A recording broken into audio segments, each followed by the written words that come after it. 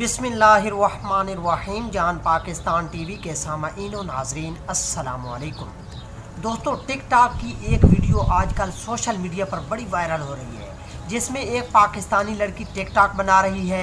इसमें वो कह रही है कि मैं पाकिस्तानी हूँ, मुझे दुनिया में किसी से डर नहीं। इतने में पुलिस की गाड़ी का हूटर बजता है और वो लड़की डायरेक्ट ही मास्क निकाल कर पहन लेती है और सीधा गाड़ी में चली जाती है।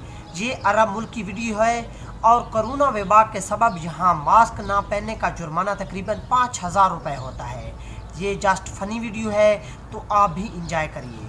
अना पाकिस्तानी माफी खौफ मिन दुनिया।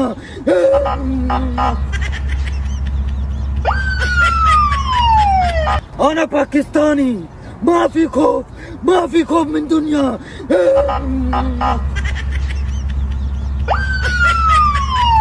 अना पाकिस्तानी माफी खौफ मिन दुनिया।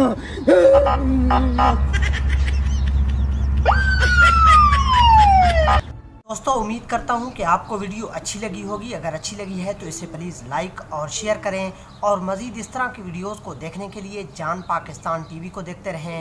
जल्द मिलते हैं नई वीडियो के साथ, तब तक के लिए अल्लाह हाफिज़।